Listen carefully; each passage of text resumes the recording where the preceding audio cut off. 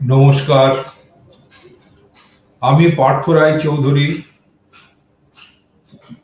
ইন্দিরা গান্ধী জাতীয় মুক্ত বিশ্ববিদ্যালয়ের পক্ষ থেকে আজকে আমি পাবলিক অ্যাডমিনিস্ট্রেশনের গ্র্যাজুয়েশন লেভেলে বিপিএসসি 106 এই কোর্সটি আপনাদের কাছে নিয়ে আসবো। এই কোর্সটির পুরো ব্যাখ্যা হলো আন্ডারস্ট্যান্ডিং পাবলিক পলিসি। এটা হলো বিপিএসসি 106 এর ইউনিট নম্বর 10, যেটা কিনা ব্লক 3 তে আছে। এর মূল জিনিসটি যেটি আমরা পড়বো সেটা হলো কি, যে এ কেস স্টাডি অফ মজদুর কিষাণ শক্তি সংগঠন, সেই বিখ্যাত এমকেএসএস, সেটা নিয়ে আজকে আমরা পড়ব। তো এর উদ্দেশ্যটা হচ্ছে কি, এই পাঠটি পড়া, যে এর পরে আমরা এটা জানতে পারবো যে কি মজদুর কিষাণ শক্তি সংগঠন, তাদের সম্বন্ধে একটা ধারণা জন্মাবে। তারপরে এমকেএসএস এর উৎপত্তি আর তার বৃদ্ধি কি করে হয়েছিল সেটা আমরা জানবো, আর জনগণের গণতন্ত্রে অংশগ্রহণের কি গুরুত্ব সেটাও আমরা জানবো। আর এমকেএসএস এর প্রধান যে সমস্ত অ্যাচিভমেন্ট বা অর্জনগুলি আছে সেগুলো আমরা পুরো ব্যাখ্যা করব। তো প্রথমে আমরা চলে যাই সেই ভূমিকাতে, যেখানে আমরা এমকেএস প্রথমে কি একটি ক্লাসিক উদাহরণ কি ক্ষেত্রে, এটা হচ্ছে পলিসি মেকিং ক্ষেত্রে, মানে নীতি নির্ধারণে যে জন আন্দোলনের যে কি প্রভাব এবং কেমন গভীরভাবে অংশগ্রহণের মাধ্যমে সরকারকে নীতি পরিবর্তন করতে এবং নীতি গ্রহণ করতে সক্ষম হয় সেটা নিয়ে আমরা জানি, এবং তারা কি করে সরকারকে নতুন নীতি গ্রহণ করতে বাধ্য করে সেটা জানবো। আমরা এই কোর্সটিতে আগেই আমরা জেনেছি কি, যে গণতন্ত্রে এনজিও গুলির ভূমিকা কি এবং গণতন্ত্রে সামাজিক আন্দোলনের ভূমিকাই বা কি, এবং সেগুলো নিয়ে আমরা যদিও আমরা আগেই আলোচনা করেছি, তবে এমকেএস এর সবচেয়ে বিশিষ্ট ভারতীয় সামাজিক আন্দোলনের মধ্যে প্রধান, তাদের নিয়ে আমরা আজকে আলোচনা করছি। এখানে এই সামাজিক আন্দোলনগুলির মধ্যে যা একটা ন্যায়সঙ্গত আর সাম্য সমাজের হয়ে কাজ করে সেই রকম একটি সংগঠন হলো এমকেএসএস। তারা 2005 সালে তথ্যের অধিকার আইন, যেটা আমাদের ভারত সরকার নিয়ে এসেছিল, সেটার বাস্তবায়নের জন্য কেমন যে সহায়ক ভূমিকা পালন করেছিল সে সম্বন্ধে আমরা জানব। তো এমকেএসএস হলো কি association for empowerment of labourers and farmers, অর্থাৎ শ্রমিক ও কৃষকদের ক্ষমতায়নের সমিতি হিসাবেও অনেকে পরিচিত, এর পরিচিতি আছে। আসলে এই সংগঠনটি হলো একটি তৃণমূল অরাজনৈতিক সংগঠন। এটার প্রতিষ্ঠা হয়েছিল কখন? 1990 সালে 1 মে। কোথায়? না, রাজস্থানের একটি প্রত্যন্ত গ্রামে, যেখানে কাদের বাস?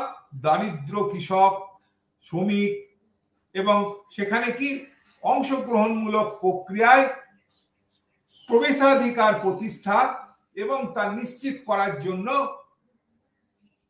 এই সংগঠনটির উৎপত্তি। তো এমকেএসএস হলো কি এক সামন্ত, যে সমস্ত জমিদারদের দ্বারা বেআইনি ভাবে যে সমস্ত সরকারি বা সম্প্রদায়ের কমিউনিটির জমি দখল আন্দোলনের ফলাফল।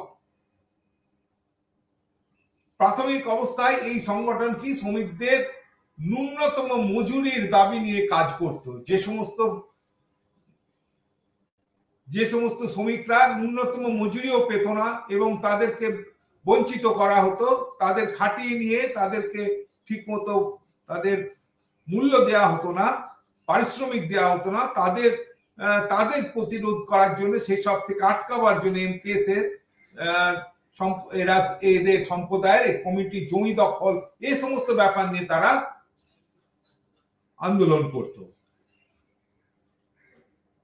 সময়ের সাথে সাথে এবং তারা মানুষদের বোঝাবার চেষ্টা করেছে যে মজুরি প্রদানে বিলম্বের কারণগুলো কি, বা অনেক সময় মজুরি প্রদানে অস্বীকার ওর কারণ বাকি, অনেক সময় দেয়া হয় না। তার কারণটা কি? এসব নিয়ে তারা সবসময় কাজকর্ম করে গেছে। এইসব করার সাথে সাথে তাদের কি কাজের পরিধি আস্তে আস্তে লোকের সাথে পরিচিতি হয়েছে, আরো পরিধি বেড়েছে তাদের কাজে। এবং আর কি জনগণের অধিকার প্রতিষ্ঠার জন্য কাজ শুরু করেছিল তারা। সরকারি কাজের স্বচ্ছতা আনার জন্য তারা কাজ করেছে, আন্দোলন করেছে, এবং সরকারকে এই ব্যাপারে জনসাধারণের কাছে যাতে সরকার যাতে দায়বদ্ধ থাকে সেটাও করে তুলেছে। তবে এটা বোঝা গেছিল যে স্বচ্ছতা এবং জবাবদিহিতা হলো কি সুশাসন এবং জনগণের অধিকারের একটা ভিত্তি। গুড গভর্নেন্স, এই ট্রান্সপারেন্সি আর অ্যাকাউন্টেবিলিটি, এই সবই হচ্ছে কি সেই গভর্নেন্সের, গুড গভর্নেন্সের এলিমেন্ট, ধারণাগুলো এগুলো এর মধ্যে আছে। এই জন আন্দোলনই তথ্য অধিকার আইনের পাশের মধ্যে দিয়ে শেষ হয়। শেষটা কোথায়? এই আন্দোলনের শেষ কোথায়? যবে আমরা তথ্যের অধিকার আইন আমরা আসলে বাস্তবায়ন হলো, যতদিন না হলো ততদিন পর্যন্ত তাদের বিভিন্ন ভাবে আন্দোলনে তারা যুক্ত ছিল। এই এমকেএসএস, যদিও দেশে খুব কমই তৃণমূল সংগঠনে কাজ করা গোষ্ঠী পাওয়া যায়, আসলে অনেক সবাই তো আর তৃণমূল থেকে কাজ করে না, তবে তাদের মধ্যে এমকেএসএস কিন্তু অনন্য। এটি এমন একটা সংগঠন যারা কি জনগণকে সংগঠিত করা, সরকারের কাছে বিক্ষোভ দেখাবার বা জনশুনানি যাতে জনসাধারণকে অংশগ্রহণ করে, যাতে সেসব ব্যাপারে কাজকর্ম করার ব্যাপারে তাদের কিন্তু অনেক প্রসিদ্ধি হয়েছিল। জনশুনানিতে কর্মকর্তারা জনসাধারণের সাথে যোগাযোগ করতে পারে। এখানে সাধারণ মানুষ তাদের যে কোনো প্রশ্ন জিজ্ঞাসা করতে পারে এবং কোনো কিছু তদন্ত করতে পারে এবং দুর্নীতির আলোক সবার সামনে নিয়ে আসতে পারে। এই হলো জনশুনানির ভিত্তি। জনশুনানি কি? তো এমকেএসএস এই আন্দোলনের ফলে কোথায়? রাজস্থান রাজ্যে দেশে প্রথমবারের মতো তথ্যের অধিকার আইন প্রণয়ন ও বাস্তবায়ন করতে সক্ষম হয়েছিল। এর সাফল্য কিন্তু অন্যান্য রাজ্যের অনুরূপ দাবিকে অনুপ্রাণিত করেছিল। রাজস্থানে হলো, সাথে সাথে অন্যান্য রাজ্য, অন্যান্য স্থানেও এর প্রভাব পড়েছিল। অনেক রাজ্য সরকার এবং ভারত সরকার তার পদাঙ্ক অনুসরণ করেছে আর তথ্যের অধিকার নিয়ে যে সকল আইন সেগুলো পাস করেছে তাদের পার্লামেন্টে, তাদের রাজ্যের বিধানসভাতে আইন প্রণয়ন করেছে। মোদ্দা কথা, তথ্যের অধিকার আইনের একজন প্রধান কারিগর হিসাবে গণ্য হবার পর এমকেএসএস কি তাদের আন্দোলন কিন্তু চালিয়ে গেছে। এখানে একটি কেন শক্তিশালী এবং আরো স্বচ্ছ গণতন্ত্র, দুর্নীতির বিরুদ্ধে লড়াই এবং সারা দেশে এগুলোর সচেতনতা তৈরির লক্ষ্যে কাজ করে চলেছে। এমকেএসএস এর এই উল্লেখযোগ্য অবস্থানের জন্য বিশ্বব্যাপী তারা স্বীকৃতি অর্জন করেছে। এখন মজদুর কিষাণ শক্তি সংগঠনের উৎপত্তি এটা নিয়ে আলোচনা করবো। আমরা ইংরেজিতে বলবো যে জেনেসিস অফ মজদুর কিষাণ শক্তি সংগঠন, জেনেসিস অফ মজদুর কিষাণ শক্তি সংগঠন। তো এমকেএসএস এর উদ্দেশ্য, কার্যকারিতা বোঝার জন্য এই সংগঠনের পটভূমি জানা কিন্তু আমাদের প্রয়োজন, যে এই সংগঠন কেমন ভাবে সংগঠিত হয়েছিল। তবে এই সংগঠন কিন্তু 1990 সালের 1 মে রাজস্থানের দেওরগাঙ্গির গ্রামে অরুণা রায়, নিখিল দে আর কি শঙ্কর সিং এদের দ্বারা প্রতিষ্ঠিত হয়েছিল। কে? কোথায়? রাজস্থান রাজ্যে দেবডুংরি, যেটাকে আমরা বলছি দেবডুংরি, এই গ্রামে কে? অরুণা রায়, নিখিল দে আর শঙ্কর সিং এরা মিলে প্রতিষ্ঠিত করেছিল প্রথমে, মানে এদের হাল ধরেছিল এই সংগঠন প্রতিষ্ঠার ব্যাপারে। তবে এই যে আন্দোলনটি একদিনে গড়ে ওঠেনি, এটি রাজস্থানের দরিদ্র জনগণের শোষণের বিরুদ্ধে একটা টানা সংগ্রামের ফলাফল। এখানে রাজস্থানে সামন্ত জেলার রাজসামন্ত জেলার দেওগড় তহসিলের সোহনগড় গ্রামে একটি সামন্ত জমিদারের বিরুদ্ধে জমির লড়াইয়ে একটি ঘনিষ্ঠ কর্মী বাহিনীকে একত্রিত এবং দল গঠনে অংশগ্রহণ করেছিল এমকেএসএস, যারা কি সম্প্রতি তেলোনিয়ায় সমাজকর্ম ও গবেষণা কেন্দ্র এবং সোশ্যাল ওয়ার্ক এবং রিসার্চ সেন্টার SWRC, যেটাকে আমরা বলছি, একে অপরের সংস্পর্শে এসেছিল। এখানে অরুণা রায় এবং শঙ্কর সিং কিন্তু কাজ করেছিল। SWRC ছিল কি অরুণা রায়ের স্বামী সঞ্জিত রায়ের প্রতিষ্ঠিত একটি সমাজ সেবী সংস্থা। অরুণা রায় এই SWRC তে কাজ করার জন্য মানে ইন্ডিয়ান অ্যাডমিনিস্ট্রেটিভ সার্ভিসের পাবলিক সার্ভিস কমিশনের চাকরি ছেড়ে পদত্যাগ করে এখানে যোগদান করেছিল। তো শঙ্কর সিং কে ছিল? এ একজন স্থানীয় রাজনীতিবিদ ছিলেন। তিনি বিশেষ করে রাজস্থানের গ্রামীণ শোষণ আর যে সমস্ত অসমতা এবং দারিদ্র নিয়ে যথেষ্ট উদ্বিগ্ন ছিলেন।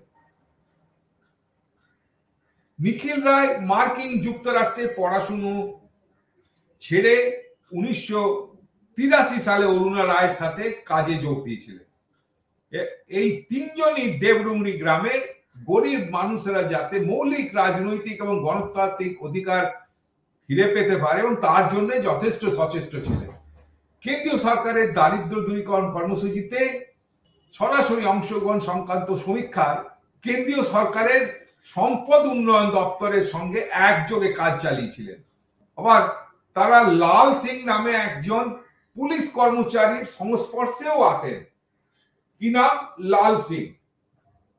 তিনি কি সিনিয়র পুলিশ অফিসারদের হাতে কনস্টেবলদের যে শোষণ চালাতো তার বিরুদ্ধে সক্রিয়ভাবে অংশগ্রহণ করেছিলেন। তার এই সক্রিয়তার জন্য কি হলো, তাকে পুলিশ থেকে তাকে বরখাস্ত করা হয়েছিল, ডিসিপ্লিনারি অ্যাকশন নেওয়া হয়েছিল। লাল সিং সোহনগড় গ্রামে বাস করত। সেই সোহনগড় গ্রামেই লাল সিং বাস করত, যে গ্রামটিকে জায়গিরদার হরি সিং মারাত্মকভাবে শোষণ চালাচ্ছিল। সেই গ্রামে সরকারি সাধারণের জমি অবৈধভাবে দখল করে রেখেছিল কে? এই হরি সিং। তিনি সময়ে অসময়ে গ্রামবাসীদের বিরুদ্ধে জরিমানা আদায় করতেন। বিশেষ করে গ্রামবাসীদের গবাদি পশু সেই সমস্ত জমির ওপর দিয়ে যদি যায়, চড়তে যদি যায়, সেই সব জমি গ্রামবাসীদের কাছ থেকে শুকনো কাঠ সংগ্রহ করতে যেত ওই জমি পেরিয়ে। তো লাল সিং করতো এই বিষয়টি অরুণা রায় নজরে আনে, যে দেখো হরি সিং কিরকম অত্যাচার চালাচ্ছে গ্রামের আদিবাসীদের জন্য উপর। তো লাল সিং এই বিষয়টি অরুণা রায়ের নজরে তো নিয়ে আসে। সাথে সাথে তারা গ্রামবাসীদের তাদের অধিকার রক্ষার জন্য যে লড়াই সেটা চালাতে বলে এবং বলে হরি সিং যে একনায়কতন্ত্র চালাচ্ছে সেসবটাকে চ্যালেঞ্জ করবার জন্য পরিচিত করতে থাকে গ্রামের লোকজনদের। তো 1988 সালে তখন কি হলো, সরকারের প্রশাসন গাঁও কি ও মানে আমাদের এখানকার বাংলাতে আমরা যেটা বলি ওই দুয়ারে সরকার, এরকম একটা কোন অনুষ্ঠান, সেই সব কর্মসূচির অধীনে সাব ডিভিশনাল ম্যাজিস্ট্রেট তাল পঞ্চায়েতে একটি গণশুনানির আয়োজন করেছিলেন। অরুণা রায় তার দলবল নিয়ে 25 হেক্টর জমির উপর হরি সিং এর অবৈধ নিয়ন্ত্রণকে চ্যালেঞ্জ জানিয়েছিল। সেখানে গিয়ে কমপ্লেন করা হলো যে হরি সিং এরকম 25 হেক্টর জমি যেটা অবৈধভাবে দখল করে রেখেছে, গ্রামের লোকেদের সেখানে যেতে দেয় না, পশু চড়তে দেয় না, তাদের কাছ থেকে এরকম অবৈধভাবে টাকা ট্যাক্স নেয় মানে চড়তে গেলে তাদের কাছ থেকে কমপ্লেন করে এবং তাদের কাছ থেকে পানিশমেন্টের জন্য, তাদেরকে পানিশ করার জন্য তাদের কাছ থেকে জরিমানা আদায় করে। তাদের সৌভাগ্য সেই গ্রামের পাটোয়ারি পাটোয়ারি মানে গ্রামের যে সমস্ত কাগজপত্র জমি সংক্রান্ত যে সমস্ত জিনিস তারা দেখাশোনা করে, তাদের কাছ থেকে কিন্তু অনেক কিছু ইনফরমেশন জোগাড় করেছিলেন, যে কে মালিক, এই জমিটা কার মালিক, সেটা কে তাদের দিয়েছিল, এমকেএসএস এর লোকজনদের দিয়েছিল গ্রামের পাটোয়ারি। জমির দাগ, জমির খতিয়ান নম্বর আর অন্যান্য সম্পর্কিত আরো সমস্ত প্রয়োজনীয় যে তথ্য, সেগুলো তারা এমকেএস এর লোকজনদের দিয়েছিল। এই যে সমস্ত আনুষ্ঠানিক তথ্যগুলো তাদের হাতে মজুদ না থাকলে তারা মামলাটিকে এসডিএম এর কাছে নিশ্চয়ই পেশ করতে পারত না। তারা এই সমস্ত বিশেষ কাগজ, এই সমস্ত জমি সংক্রান্ত যে সমস্ত তথ্য, সেগুলো তারা পেয়েছিল বলে তারা এসডিওর কাছে তাদের কমপ্লেন করতে জানাতে সক্ষম হয়েছিল। সাধারণত সরকারি কর্তৃপক্ষ জনগণের সাথে ঠিকমতো সাহায্য করবার চেষ্টা করে, তবে পাটোয়ারির সাহায্য এবং তার দেওয়া তথ্যের কারণে তারা এসডিএম এর সামনে তাদেরকে মামলাটিকে ঠিকভাবে উপস্থিত করতে সক্ষম হয়েছিল এবং মামলাটি জিতেও গেছিল তারা। এই যে 25 হেক্টর জমি স্থানীয় লোকদের কাছে হস্তান্তর করতে সক্ষম হয়েছিল তারা। এসডিএম তখন প্রত্যেক এই সমস্ত যে সমস্ত স্থানীয় লোক তাদের কাছে হস্তান্তর করেছিলেন। এই প্রথম অরুণা রায় এর জয় এবং এই আন্দোলনের প্রথম জয়টি এখান থেকেই শুরু এবং তার দলকে তাদের দুর্নীতির বিরুদ্ধে লড়াইয়ে তথ্য জোগাড়ের যে কত গুরুত্ব আছে সেটা বোঝাতে সক্ষম হয়েছিল। মানে আমার হাতের কাছে ঠিক মতো আমি তথ্য পেলে আমি আমার কাজকর্মগুলো করতে পারবো। তো সরকারি কাজকর্ম, তো সরকারি কাজকর্ম নিশ্চয়ই তারা হস্তগত করবে না পাবলিককে, জেনারেল পাবলিককে। তারা সবসময় চেষ্টা করবে কি করে আগলে রাখি সে সমস্ত তথ্য। তবে তথ্যের গুরুত্বের ব্যাপারটা জনসাধারণ বুঝতে পেরেছিল।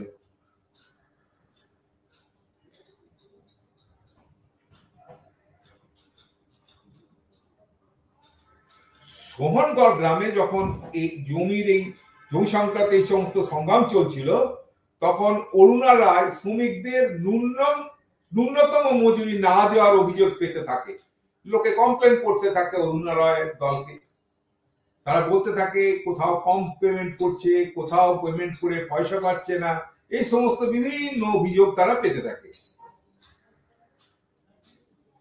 আবার মধ্য রাজস্থান মানে সেন্ট্রাল রাজস্থান, এটা ছিল কি খরা প্রবণ এলাকা, সেখানে চাষবাস হতো না, বৃষ্টি এমনি নেই, তারপরে যে বছর কম বৃষ্টিপাত হতো সেটা খরা প্রবণ এলাকা, সেটা খরা হতো, সেখানে কোনো কিছুই ফলতো না, ক্ষুদ্র জমি আর সাথে সাথে কি অনুর্বর জমির এই সমস্ত কারণে সেখানকার জনগণ প্রধানত সরকারের খরাত্রাণ কাজের উপর নির্ভরশীল ছিল। এলাকায় যেহেতু খরা প্রবণ এলাকা, প্রায়শই এখানে খরা হতো, তাই জন্য সরকার সেখানে সাহায্য করত, খরার জমিতে সেখানে বিভিন্ন রকম কাজ চালাতো, খরার জন্য লোকের যাতে অসুবিধা না হয় এবং তাদের যাতে খাবার দাবার পেতে অসুবিধা না হয় বা জল পেতে অসুবিধা না হয়, তার জন্য সরকার থেকে ব্যবস্থা করতো। তাতে সেখানে অনেক কিছু তাদের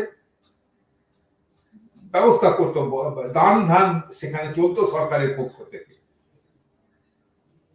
এখানে তারা মাটি কাটানোর কাজও করতো সরকার সেখানে, এবং তার মারফত তাদেরকে তাদের মজুরি দেওয়া হতো।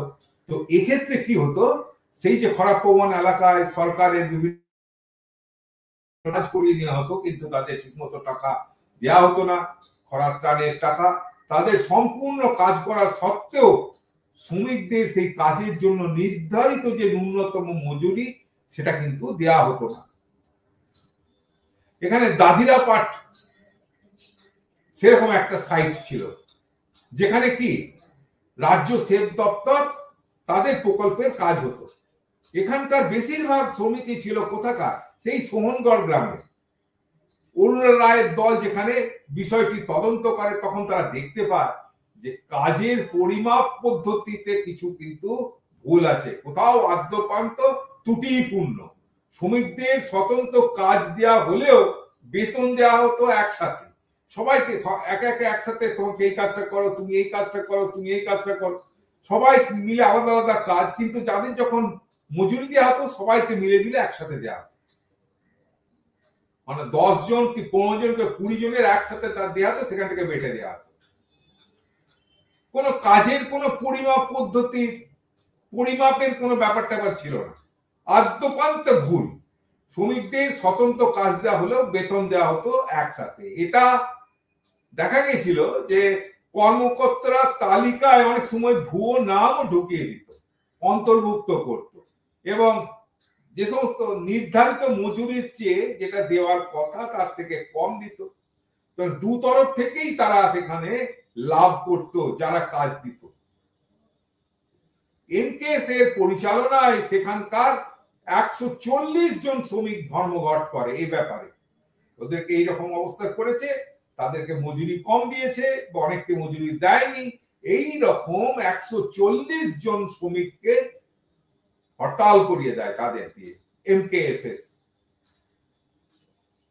অটল সংগ্রাম চলার কারণে দুর্ভিক্ষ কমিশনার, রিলিফ কমিশনার যেটা বলছে, স্টেটের যে রিলিফ কমিশনার এবং এক্সিকিউটিভ ইঞ্জিনিয়ার 1989 সালে দাদিরাপাট অঞ্চল ইন্সপেকশনে যান, এবং তারা কি দেখতে পেল যে লক্ষ্য অনুযায়ী কাজ শ্রমিকরা সম্পূর্ণ করেছে, কিন্তু নির্ধারিত মজুরি দেওয়ার জন্য নির্দেশ দেন তিনি। ওখানে গিয়ে ওনারা বলেন ওখানে যারা আছে তাদের যেন নির্দিষ্ট যা মজুরি হয় তাদের যেন দেওয়া হয় ইন্সপেকশনে গিয়ে।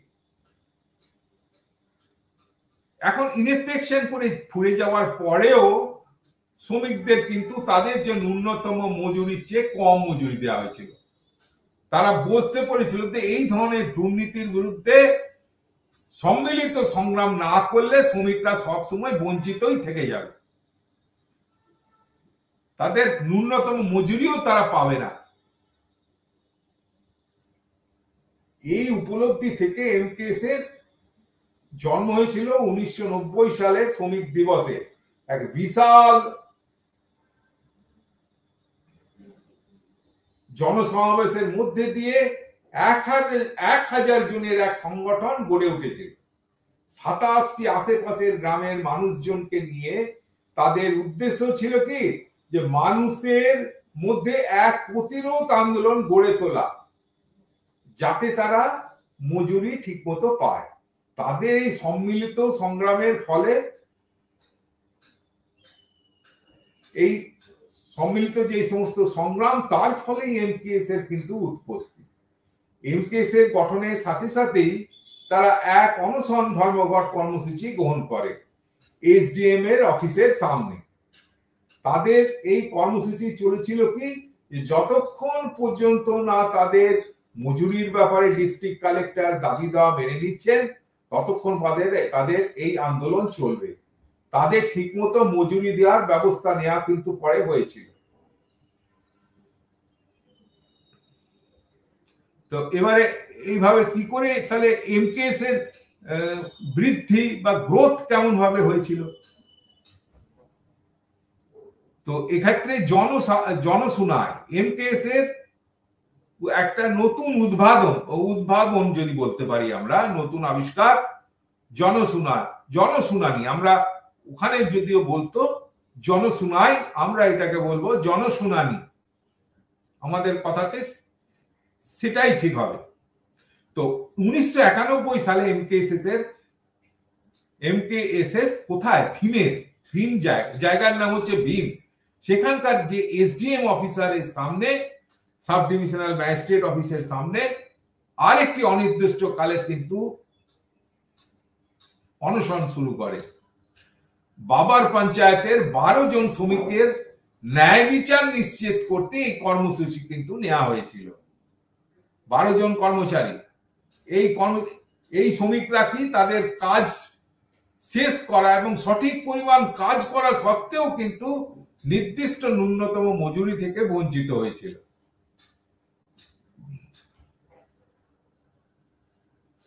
এক্ষেত্রে কি তারা যথাসময়ে চ্যানেলের মাধ্যমে, প্রপার চ্যানেলের মাধ্যমে তাদের যথাস্থানে মামলা পেশ করেছিল, কিন্তু কিছুই সুরাহা হয়নি।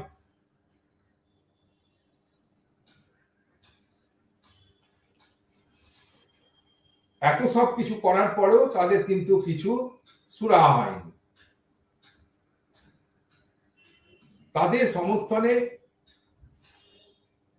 5 জন লোক পাঁচ জেলায়, যেমন পাইলি, জয়পুর, রাজসামান, আর কি আজমির ও বরান থেকে ধর্মঘটে বসে যান।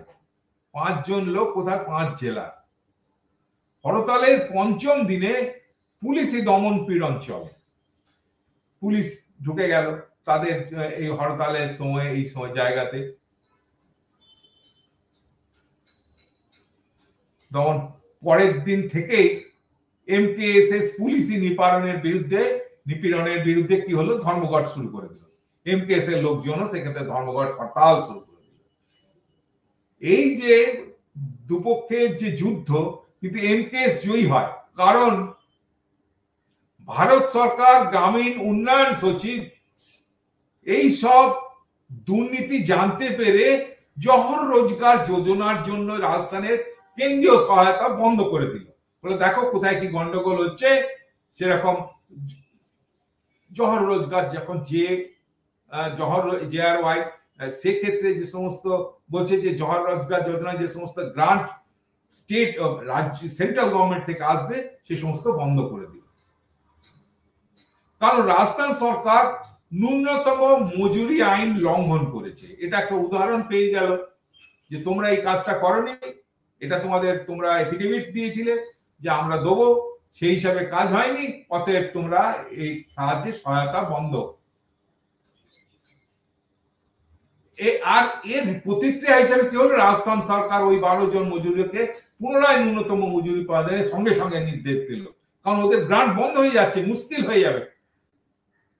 এই ঘটনা থেকে এমকে শিক্ষা নেয় যে মজুরি দেওয়ার আন্দোলনগুলিকে টুকরো টুকরো, মানে এখানে একটা ওখানে একটা, এরকম ভাবে না দেখে সেটাকে আমরা একটা সামগ্রিক ভাবে একটা আন্দোলন যদি গড়ে তোলা যায়, তাতে এদের মজুরি আন্দোলনের একটা সুফল লাভ করতে পারবে।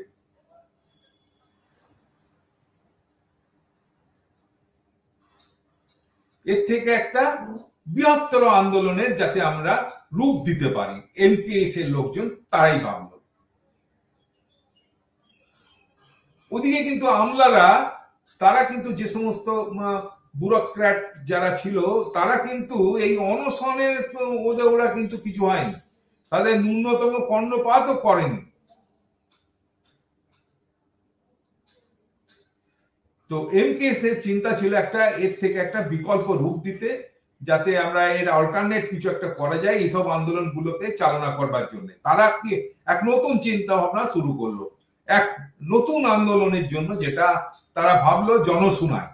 ওই দিয়েই আমরা কাজ করবো, জনশুনানি। এটা এক ধরনের গণশুনানি। এটা কি করবে?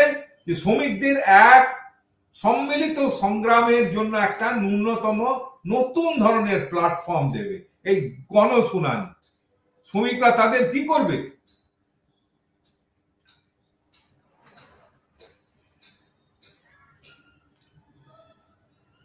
এটা শ্রমিকদের এক সম্মিলিত সংগ্রামের জন্য একটি নতুন প্ল্যাটফর্ম হিসাবে গড়ে তুলবে। শ্রমিকরা তাদের ন্যূনতম মজুরির জন্য এক নতুন ভাবে আন্দোলন করবে। এখন আমরা জানি জনশুনানির ব্যাপারে ন্যূনতম মজুরি আন্দোলনের সময় এমকেএসএস অফিসিয়াল রেকর্ড এবং সরকারি নথির প্রয়োজনীয়তা, সরকারি নথির যে উপযোগিতা, সেটা কিন্তু তারা উপলব্ধি করেছিল। এই সব তথ্য দ্বারা তারপরে কি হলো?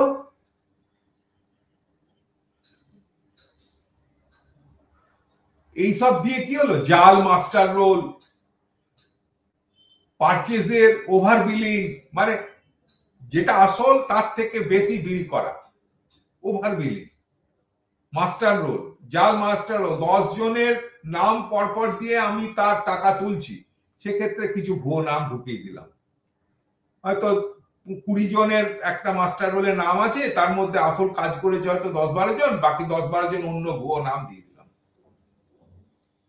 তারপরে আবার হলো পারচেজের ওভার বিলিং। আমি কোনো কিছু জিনিস কিনলাম, সরকারি কাজের জিনিস, সেটা আমি এক ধরনের বিল নিয়ে এলাম, যেটা আসল দামের থেকে অনেক বেশি। আমার হয়তো সেটা লাগেনি, তার থেকে অনেক কম লেগেছে, কিন্তু আমি অন্য 10 টাকার দামের জিনিস আমি 20 টাকা বিল করে নিয়ে এসে সরকারি টাকাও তুললাম। দুটো জিনিস হলো, মজুরি কম দেয়া, সেটা তো আছেই, সই করিয়ে নেওয়া হলো দিনে 200 টাকা, কিন্তু আসল দেওয়ার সময় দেওয়া হলো, ধরিয়ে দেওয়া হলো 100 টাকা, এটাও হলো মজুরি কম দেওয়া। এই সমস্ত জালিয়াতি ধরতে সক্ষম হবে যদি আমরা তথ্যটা সরকার থেকে, বিভিন্ন ধরনের তথ্য সরকার থেকে অফিসিয়াল মারফত আমরা যদি বের করে নিয়ে আসতে পারি, তাহলে সেই হিসাবে লোককে আমরা প্রচার করে যাব, তাতে একটা ভিত্তি দাঁড়াবে এবং তাতে একটা স্বচ্ছতা আসবে। লোকজন মানে সরকারি লোকজন এক্ষেত্রে বুঝতে পারবে আগে থেকে এবং সেই হিসেবে তারা সতর্ক হয়ে যাবে। তবে এতে কি হবে, আমরা ভবিষ্যতে জালিয়াতি ধরতেও সক্ষম হবে। এই ব্যাপারগুলি এখন বেশ কিছু সরকারি কর্তা এখন তথ্য যোগানের মতো ব্যাপারগুলো কিন্তু সহযোগিতা করতে শুরু করে দিয়েছে। মানে যারা আগে বলতো না সরকারি ব্যাপার আমরা আপনাদের জানাবো না, কিন্তু অনেকে ভেতরে ভেতরে এই সমস্ত কারণে তারা কিন্তু আন্দোলনকারীদের তথ্য দিয়ে তাদের সহযোগিতা করছে। এই যে ব্যাপারগুলো, এগুলো কিন্তু এমকেএস এর কাছে এক নবজাগরণ ঘটায়। কারণ কি, তারা বুঝেছিল কর্মকর্তাদের দেওয়া তথ্য প্রকৃতপক্ষে একটি বৈধ অধিকার এবং এটি প্রশাসনের স্বচ্ছতা আর জবাবদিহিতা বৃদ্ধির জন্য বিস্ময়কর ভাবে কাজ করতে পারে। এ ব্যাপারে কি বাগমাল আজমিরের কেশর সিং কেসটি বিশেষ মনোযোগ আকৃষ্ট করতে পারে। কারণ কেশর সিং এর অভিযোগ ছিল কি পঞ্চায়েত তার ট্রাক্টর ব্যবহার করেছে, কোথায় কোথায় করেছে, বিভিন্ন ধরনের কনস্ট্রাকশন প্রজেক্টে তার ট্রাক্টর ভাড়া করে নিয়ে গেছে, কিন্তু তাকে তার উপযুক্ত যে তার ভাড়া কস্ট বা যেটা ভাড়া সেটা তাকে দেয়নি। এ ব্যাপারে সে কোনো মূল্য পায়নি। সে পঞ্চায়েতের কাগজপত্র খোঁজ করেছিল, কিন্তু তাকে সেসব দেওয়া হয়নি। বলছে আমাকে তুমি আমার বিলটা দাও, তুমি যে কাজ করেছো তার হিসাবপত্র আমাকে দাও, তাকে দেয়নি, তাকে ও আউট করে দিয়েছে। এমকেএস এর আদেশে কেশর সিং পঞ্চায়েত সমিতির কাছে কি ইনফরমেশন সরবরাহের অনুরোধ করেছিল এবং মানে তাকে যোগান দেওয়ার জন্য তাকে অনুরোধ করেছিল তথ্য বা এইসব ব্যাপারে, এবং সেই সব দেখাবার জন্য অনুরোধ করেছিল এবং সেসব এবং তাতে তদবির করেছিল কিন্তু বরাবর, কিন্তু সমিতি সেসব খবরাখবর তাকে সরবরাহ করেনি, তাকে কোনো তথ্যই দেয়নি। ব্যাপারটি তখন ভিডিওর কানে পৌঁছয়, তিনি শেষ পর্যন্ত ট্রাক্টরের বিল পেমেন্ট করে দেওয়ার আদেশ করেন, কিন্তু তাকে কিন্তু ডকুমেন্টের কপি কিন্তু সরবরাহ করেনি। নাছোড়বান্দা হয়ে বলল ঠিক আছে, ও তো বলছে টাকা দিয়ে দিচ্ছে, কিন্তু তাকে যে কাগজের কপি দাও, আমি যে কাজ করেছি তার কপি, সেসব না। তখন সে কি করলো, সে না ঠিক আছে ওতে সন্তুষ্ট না হয় সে কেশর সিং এসডিওর কাছে দাবি করলো, ভিডিও থেকে খবর পেয়ে এসডিওর কাছে দাবি করলো। এদিকে এমকেএস এর চাপ সৃষ্টি কিন্তু বজায় রেখে চলেছে। এমকেএস জানে সাথে সাথে শেষ পর্যন্ত কি কেশর সিংকে এসডিও তথ্য সরবরাহ করতে রাজি হয়। তথ্য সরবরাহ মানে ও কি কাজ খেটেছে, তার ট্রাক্টর কতদিন খেটেছে, কত ঘন্টা খেটেছে, এসব ব্যাপারে তাকে এসডিও শেষ পর্যন্ত তাকে তথ্য সরবরাহ করতে রাজি হয়। কিন্তু তাকে বললো না তোমাকে দেবো জানাবো, কিন্তু তার কপি দিব না, কেবল সেটি 1 বছরের হিসাব সে নিজে লিখে নিতে পারবে, বলছে তুমি লিখে নিয়ে যাও 1 বছরের হিসাব, এরকম ভাবে। তো এত দূর পর্যন্ত গেল, একজন তো হাঁকিয়ে দিয়েছে, পরের জন বলেছে তুমি 1 বছরের হিসাব পাবে, নিজে হাতে করে লিখে নিয়ে যাও। আরো কি যে মাস্টার রোলে অনেক ফেক নাম পাওয়া গেছিল, তাছাড়া অন্যান্য ত্রুটিও কিন্তু ছিল তাতে।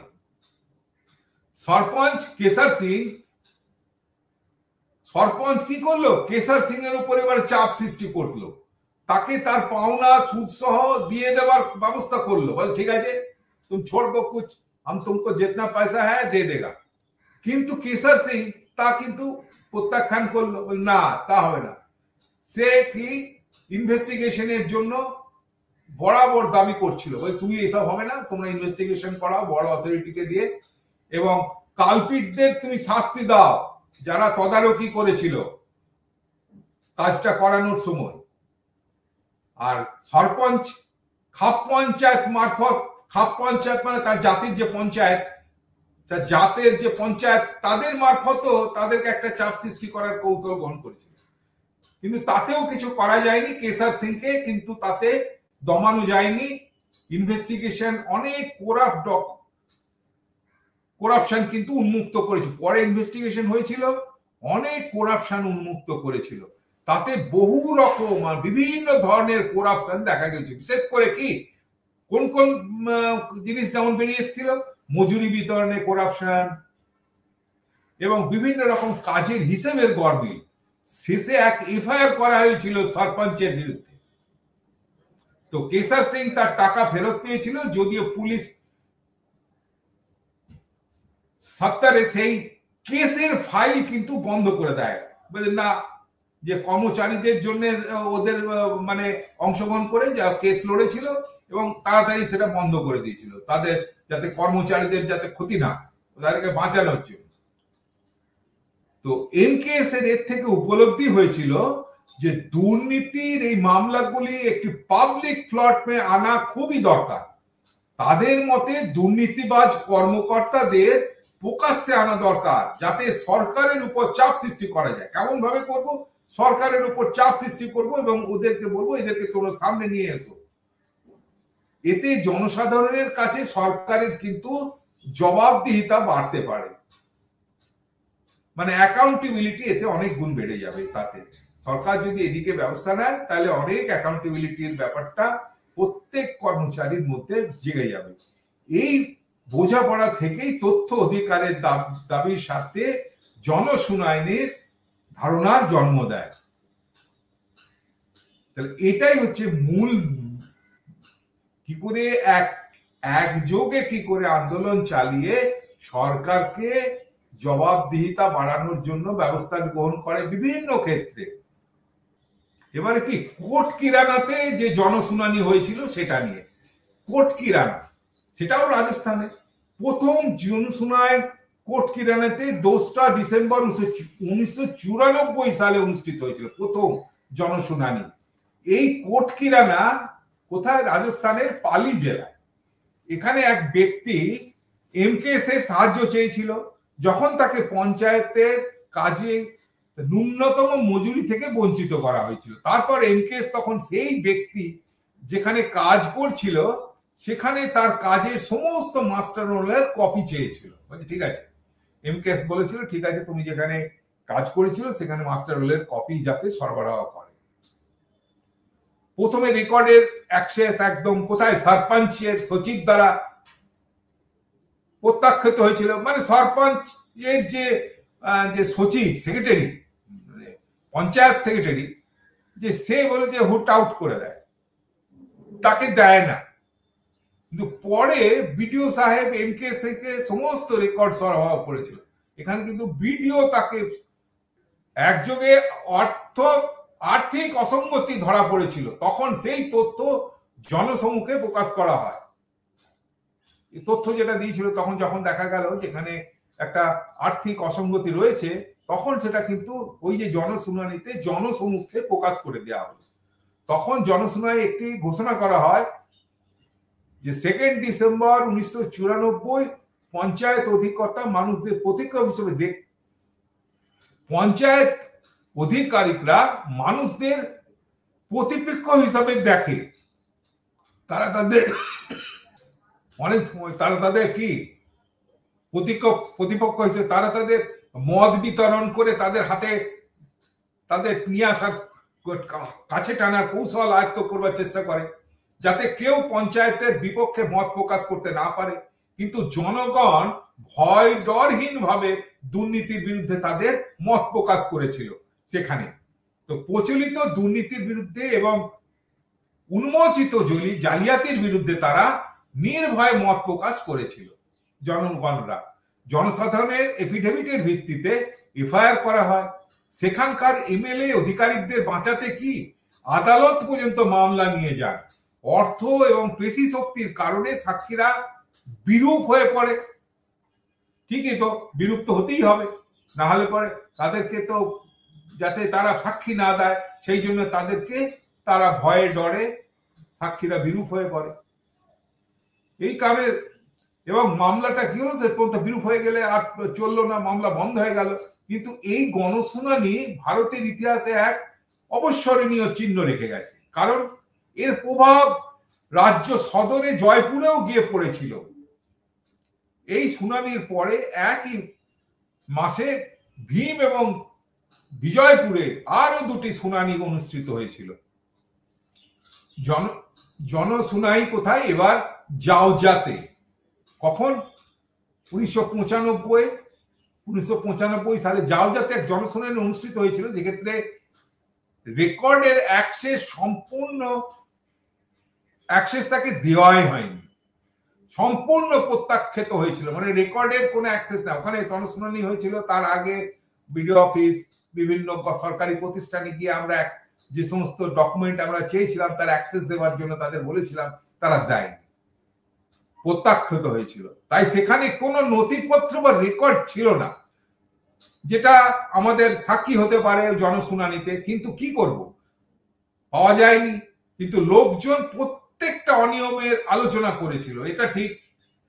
প্রত্যেক লোকজন তারা আলোচনা করেছিল, এক একজন বলেছিল তার এই হয়েছিল, এই ঘটনা, এ টাকা নিয়েছিল, এরকম ভাবে প্রত্যেকে তার নিজস্ব যে সমস্ত কারচুপি সেগুলো তারা জনসমক্ষে নিয়ে এসেছিল। যদিও তার কোনো ডকুমেন্টারি এভিডেন্স ছিল না, কিন্তু এতে লোকজন, যেখানে প্রত্যেক লোকজন কার নাম ধরে টাকা এরকম হওয়াতে তারা তাদের টাকা, অনেকে আছে সে টাকা তারা ফেরত দিয়ে দিচ্ছিল। এক্ষেত্রে কি শুনানির যে প্রভাব সেটা কিন্তু বহুগুণ বেড়ে গেছিল। বড় মজার বিষয় যে যখন সংশ্লিষ্ট গ্রাম সেবক, এক্ষেত্রে পঞ্চায়েত সচিব, আবাসনে কি হলো, অনুদান সাবসিডি দেওয়ার জন্য ঘুষ হিসাবে নেওয়া টাকা ফেরত দেয়, তাহলে একটা বড় ব্যাপার হলো। এটা হলো প্রশাসনের জনগণের অংশগ্রহণের শক্তির একটা ইতিবাচক প্রভাব।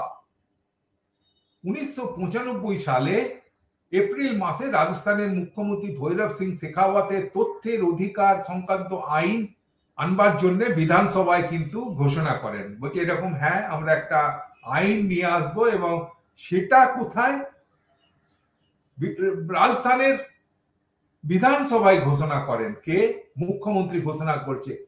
কম নয় জিনিসটা। ভৈরব সিং শেখাওয়াত এই তথ্য অধিকারের সংক্রান্ত আইন আনবার জন্য আশ্বস্ত করেছিল জনসাধারণকে।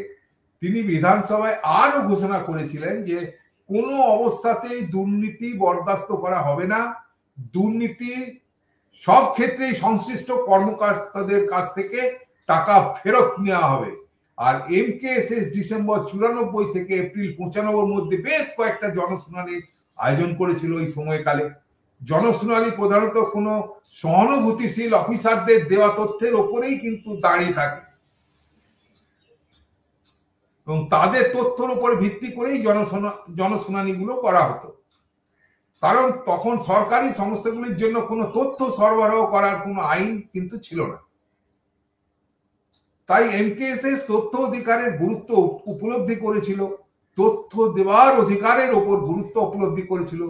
এবার থেকে তারা প্রত্যেকটি জনশুনানিতে তথ্যের অধিকারের ব্যাপারে সরব হয়েছিল, যেখানে হচ্ছে যাতে সরকার যাতে তথ্য মানুষকে সরবরাহ করতে পারে এবং এর থেকেই যাতে মানুষের উপকার হতে পারে তার ব্যাপারে সচেষ্ট হয়েছিল। তো এমকেএস এর এই নিরলস প্রচেষ্টা এবং তথ্যের জন্য তাদের ক্রমাগত দাবির কারণে রাজ্য বিধানসভায় তথ্য অধিকার আইন পাস হয়। এক্ষেত্রে একটি নির্ধারিত ফিস প্রদানের মাধ্যমে লোকেরা বিগত 5 বছরের মানে এমন আইন করেছিল যাতে লাস্ট 5 বছরের যে খরচা, সরকারের যে খরচা তার হিসাব তারা নিতে পারবে। এই সমস্ত সংক্রান্ত যে সমস্ত নথি হবে সেগুলো তারা পাবে, তারা দেখতে পাবে। ভারতের ইতিহাসে এই প্রথমবার সরকার একটি সাহসী এবং একচেটিয়া ভাবে একটি নাগরিক কেন্দ্রিক ব্যবস্থা গ্রহণ করেছে। এই ব্যাপারে তৎকালীন মুখ্যমন্ত্রী ব্যাপকভাবে প্রশংসিত হয়েছিলেন। এটি অন্য রাজ্যগুলিকেও পদক্ষেপ গ্রহণে অনুপ্রাণিত করেছিল। তবে এই যে আন্দোলন, এই যে ব্যবস্থাটা, এটার ব্যাপারে পরে আমরা জানছি যে বিহারে কিন্তু প্রতিবাদ আন্দোলন শুরু হয়ে গেল। কেন? এক্ষেত্রে মুখ্যমন্ত্রী যে দেয়া যে প্রতিশ্রুতি সত্ত্বেও পঞ্চায়েত পরিচালকের দপ্তর থেকে এই সংক্রান্ত কোনো কাজ হয়। এ ব্যাপারে এমকেএসএস 96 সালের এপ্রিল মাসে বেওয়ার শহরে একটি অনির্দিষ্টকালীন, মানে ওরা কিছুই করেনি, পঞ্চায়েত দপ্তর যে আইন অনুযায়ী যে কাজ করবে তা কিছুই হয়।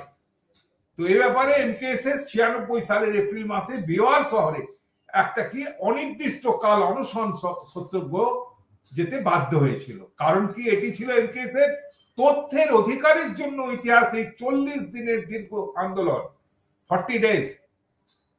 এই প্রতিবাদের আকর্ষণ ছিল কি? একটি সুশাসনের ভিত্তির জন্য আন্দোলন, সুশাসন, গুড গভর্নেন্সের জন্য, তার একটা ভিত্তির জন্য আন্দোলন।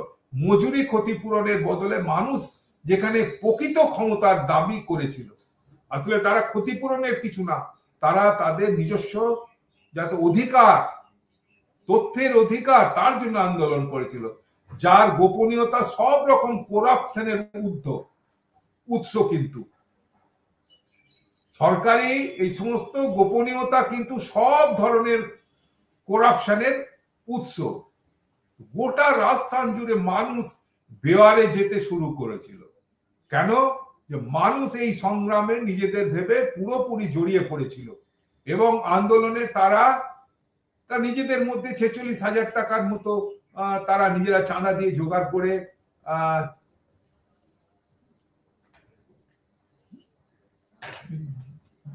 করেছিল 46,000 মতো টাকা সেই সংগ্রাম চালাবার জন্য। তারপরে বিক্রেতারা, যে সমস্ত লোকাল ভেন্ডার ছিল, তারা বিনামূল্যে সবজি সরবরাহ করত।